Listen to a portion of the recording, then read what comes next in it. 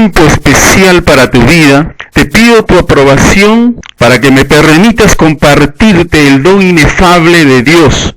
Este don que no se puede explicar con palabras, sino que va más allá de las palabras, porque es la realidad objetiva más palpable y extraordinaria que demuestra el amor incomparable de Dios. Contando con tu permisividad, trataré de narrarte lo inenarrable, o sea, la verdad del regalo eterno de Dios para la vida de cada ser humano que Él ha creado. La palabra de Dios nos dice, y también el sentido común lo confirma, que Dios ama a todos los seres humanos. Dios te ama a ti que me escuchas, y Dios me ama a mí, y Dios ama a todos los seres humanos, porque Él ha creado el mundo en amor, y su voluntad es que cada habitante del mundo tenga una vida llena de propósito y una vida eterna. Por lo tanto, Dios no nos pone ninguna condición para amarnos. Él nos ama sin ninguna condición. Hay una cita en la palabra de Dios que es San Juan en el capítulo 3, versículo 16, un versículo universal, un versículo que estoy seguro muchos de los seres humanos lo conocen, quizás tú que me escuchas en este tiempo lo sabes. El Juan 3:16 dice, porque de tal manera Dios amó al mundo que ha dado a su Hijo unigénito, para que todo aquel que en Él crea no se pierda, sino tenga vida eterna. Dios nos ama con un amor incondicional. Dios no nos pone ninguna condición para amarnos. Dios no ve la condición de pecado que usted y yo podamos tener. Dios nos ama sin ninguna condición. Es más, lo reafirma en la cita de Romanos, capítulo 5, versículo 8, cuando dice el apóstol Pablo, escribiendo esta carta a los romanos, dice de esta manera: porque Dios muestra su amor para con nosotros, en que siendo aún pecadores, Cristo murió por nosotros. Entonces, yo me pregunto, usted se preguntará, pero si Dios ama tanto al mundo, ¿por qué hay tanta maldad y sufrimiento en el mundo? Entonces, me hago esa pregunta, usted se hace esa pregunta.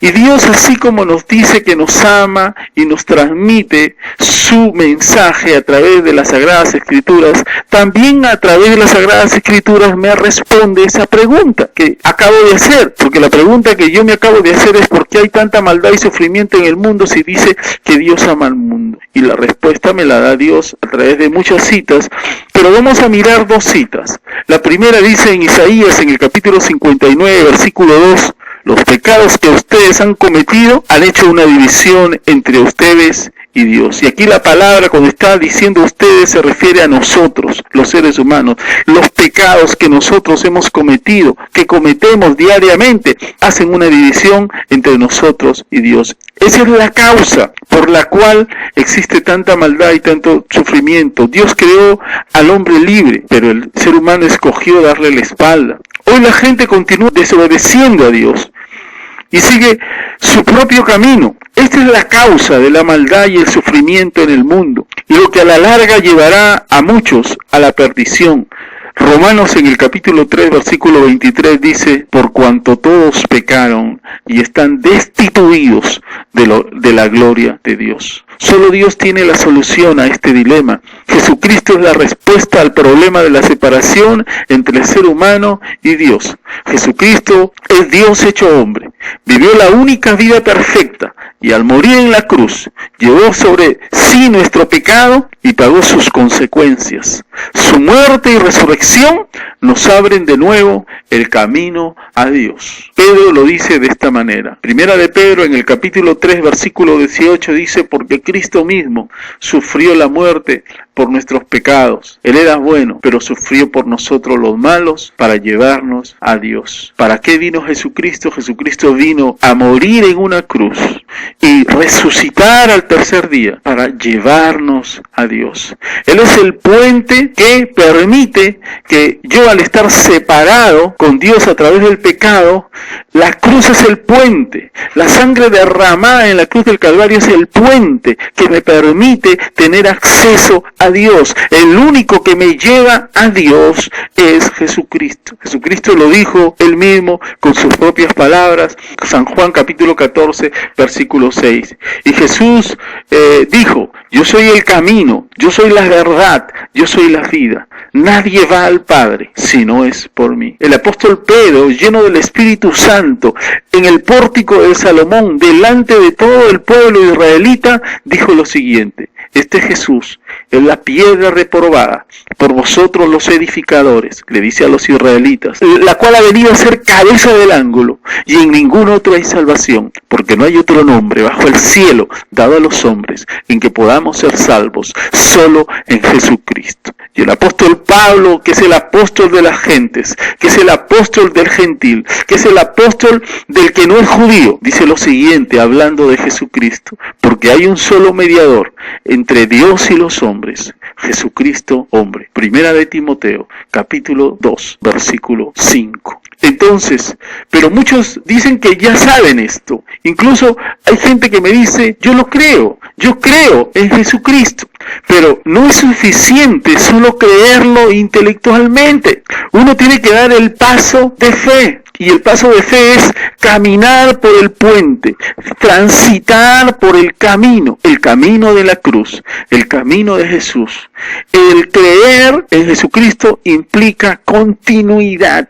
No es puntual, no es un asunto puntual, no. Es un asunto de decisión, pero de decisión que uno la mantiene hasta el final de sus días. ¿Cómo lo dice San Juan? Juan en el capítulo 1, versículo 12 dice, a quienes lo recibieron y creyeron en él, o sea, en el Señor Jesucristo, les concedió el privilegio de llegar a ser hechos hijos de Dios. Usted me dirá, yo pensaba que todo ser humano era hijo de Dios. Y la palabra de Dios nos dice que todo ser humano es creación de Dios. Y como Dios ama su creación, no le ha puesto ninguna condición para ser su creación. Pero sí Dios ha puesto una condición para ser llamado hijo de Dios y para ser herederos de toda la herencia que Dios tiene preparado para todos sus hijos que le aman. Y esa condición es que recibas y creas en el Señor Jesucristo. Ahora, analicemos los verbos. Recibir quiere decir recibir el regalo. Cuando usted recibe un regalo, lo recibe con gozo, con alegría. No interesa el tamaño del regalo, si es un regalo oneroso o es un regalo pequeño. Cuando usted recibe un regalo, lo recibe con alegría. Y nosotros, cuando estamos recibiendo el máximo regalo que puede recibir un ser humano en esta vida, es el regalo precioso que viene de Dios, es Jesucristo. Nosotros tenemos que recibirlo con gozo, con alegría. Y entonces al recibirlo con gozo y con alegría y creer que Jesucristo es el Hijo de Dios y decirlo con la boca, porque dice la palabra en Romanos capítulo 10, versículos 9 y 10, que con el corazón se cree, pero con la boca se declara para salvación. Y Dios quiere que nosotros con alegría recibamos su regalo, pero lo creamos, lo podamos hacer audible, lo podamos comunicar al mundo y decir, he recibido con alegría y creo en Jesucristo. Y ese creer es tomar la decisión de creerle a su palabra, tomar la decisión de avanzar con Él en la vida, caminar con Él, de la mano de Él, todos los días, hasta el final de mis vidas. Eso es lo que me hace ser un hijo de Dios. Y cuando yo soy un hijo de Dios, entonces tengo todas las riquezas que Dios tiene preparadas y que sencillamente desde el momento en que yo estoy recibiendo y creyendo en Jesucristo, ya empiezo a disfrutarlas, ya empiezo a tenerlas y a usarlas. El primer gran privilegio que uno tiene cuando recibe a Jesucristo es que se convierte en hijo de Dios. El segundo gran privilegio que uno tiene es que su nombre ha sido escrito en el libro de la vida del Cordero. Dice la palabra en Apocalipsis que el que no selló escrito en el libro de la vida fue lanzado al lago de fuego que arde con fuego y azufre. Entonces, la segunda gran bendición es estar escrito en el libro de la vida del Cordero. La tercera gran bendición bendición, si pudiéramos hablar de una tercera gran bendición, es que Dios nos ha dado todas las bendiciones en Jesucristo, todas las bendiciones espirituales. Dice la palabra en Efesios capítulo 1, versículo 3, que en Cristo Jesús, Él nos ha llevado a lugares celestiales y nos ha dado todas las bendiciones espirituales. Dice también la palabra, si podríamos hablar de una cuarta, bendición, de una cuarta, un cuarto privilegio que Dios nos da al recibir a Jesucristo y creerlo. Dice la Escritura también que Él nos da las riquezas de su gracia. En el mismo capítulo 1 de Efesios, versículo 7, dice que Él nos da las riquezas de su gracia, porque Él se hizo pobre para que nosotros seamos ricos y ricos por la eternidad. Riquezas de su gracia, riquezas espirituales, riquezas eternas. Y no solamente contento con todos esos beneficios, diríamos que un quinto beneficio es que Dios nos hace de su propiedad y nos ha puesto como garantía su Santo Espíritu en nuestras vidas. Pero antes de eso, una sexta bendición, un sexto beneficio es que nos da de su nueva naturaleza, nos crea una nueva naturaleza. Ahora ya tenemos una segunda naturaleza. Antes, cuando hemos nacido, hemos recibido la naturaleza de Adán, que es una naturaleza que promueve el pecado. Pero cuando venimos a Jesucristo recibimos una nueva naturaleza, que es la naturaleza que viene del Espíritu, que es una naturaleza producto de recibir a Jesucristo como trabajo del Espíritu Santo. El Espíritu Santo trabajando en nuestras vidas nos convence de pecado. ¿Por qué? ¿Por qué nos convence de pecado? Porque el principal pecado del ser humano es no creer en Jesucristo. Ese es el pecado de muerte. El que no cree en Jesucristo está en muerte. Ese es el pecado. Y de eso el Espíritu nos convence, pero no solamente nos convence de pecado, sino también nos convence de justicia, porque yo no me voy a poder presentar al final de la jornada delante de Dios y decirle a Dios: Señor, justifícame porque he sido bueno en la tierra. No lo voy a poder hacer. Ningún ser humano lo va a poder hacer, porque la única justicia que Dios valida, la única justicia acepta de Dios, la única justicia propicia de Dios es el Señor Jesucristo en su sacrificio en la cruz del Calvario. Por lo tanto, el Espíritu Santo me va a convencer que la única justicia que Dios acepta es la justicia que proviene del sacrificio del Señor Jesucristo. Y el Espíritu Santo también me va a convencer de juicio, porque al final de la jornada, al mismo tiempo que Jesús es mi Salvador, es mi Señor, es mi abogado, también es juez. Y Él es el que Dios ha determinado que juzgue a vivos y muertos. Y entonces el Espíritu me va a convencer de que Él al final de la jornada va a ser el juez justo. Sí, Dios me ha convencido de pecado, de justicia y de juicio a través de su Santo Espíritu. Dios produce una nueva naturaleza en mi vida. Ahora ya tengo una nueva naturaleza, que es la naturaleza del Espíritu, para poder vivir en esa naturaleza. Dice la palabra en segunda de Pedro, capítulo 1, versículo 3 y 4, Dios nos ha equipado con su naturaleza divina. Nos ha hecho participantes de su naturaleza divina para equiparnos, ¿para qué? Para la vida abundante que nos da el andar en el Espíritu y para vivir en la piedad. ¿Eso qué significa? Vivir en una vida entregada totalmente a Dios en la persona del Señor Jesucristo. El hacernos devotos de Cristo. Muchas veces nosotros los seres humanos nos hacemos devotos de las criaturas y le damos la espalda al Creador, el cual es bendito por los siglos de los siglos. Entonces la palabra de Dios te pide en este tiempo que te hagas devoto de Jesucristo. Él no te va a defraudar, porque la misma palabra de Dios en San Juan, en el capítulo 6, versículo 39, el Señor Jesucristo dice lo siguiente: y la voluntad del Padre que me envió es que no pierda yo nada de todo lo que Él me da, sino que lo resucite en el día final. Ese es el mensaje de Dios para tu vida hoy. Recíbelo con gozo, recíbelo con gratitud, recíbelo porque viene de Dios y Dios quiere lo mejor para tu vida. Esa decisión es tuya. Ya Dios no puede hacer nada más por ti, ya hizo todo.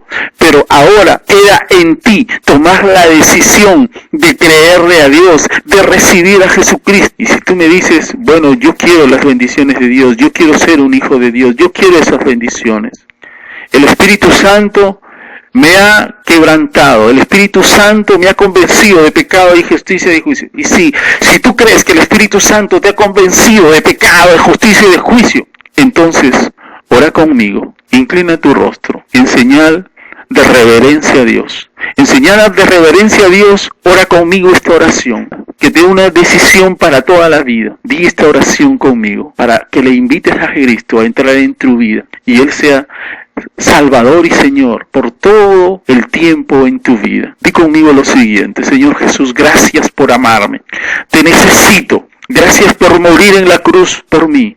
Perdona mi desobediencia y mi pecado y dame la fuerza para dejarlos. Hoy te recibo en mi vida como Salvador y Rey. Lléname de tu Espíritu Santo y produce un cambio en mí. Ahora te entrego toda mi vida para que la dirijas y la guíes. Gracias, Señor, por escuchar mi oración. Te lo pido en el nombre precioso de Cristo Jesús. A Él sea la gloria, a Él sea la honra, por los siglos de... Respuesta. Puedes ver otros estudios y suscribirte, porque ahí tengo ya subido toda la carta a los Efesios, que es la carta a la iglesia. Por favor, si usted no la ha visto, lea o mire esas lecciones, porque todos estamos llamados a ser santos. Este canal YouTube, Jorge Luis Purizaca Ruiz junto, así como aparece. Y también apoya, por favor, este ministerio. Y aquí sí voy a presentarte las citas de Proverbios 11, 24 y 25. Dice: hay quienes reparten y les es añadido más. Esa es la aritmética de Dios. Hay que repartir para ser añadidos más. Y hay quienes retienen más de lo que es justo, pero vienen a pobreza. La avaricia, lo que quiere decir el proverbista, trae pobreza más bien. El alma generosa será prosperada, y el que saciare, él también será saciado. Y hay que mirar también Gálatas, es una cita muy buena. Gálatas, en el capítulo número 6, miremos Gálatas en el capítulo 6, versículo del 6 al 9. El que es enseñado en la palabra, haga partícipe de toda cosa buena al que lo instruye. Si has sido bendecido por este estudio, haz lo que te dice la Escritura. No os engañéis, Dios no puede ser burlado, pues todo lo que el hombre sembrare, eso también segará. Por el que siembra para su carne, de la carne segará corrupción, mas el que siembra para el Espíritu, del Espíritu segará vida eterna. No nos cansemos, pues, de hacer el bien, porque a su tiempo segaremos si no desmayamos. Que la gracia de Dios que las riquezas de la gracia de Dios nos continúen bendiciendo en todo.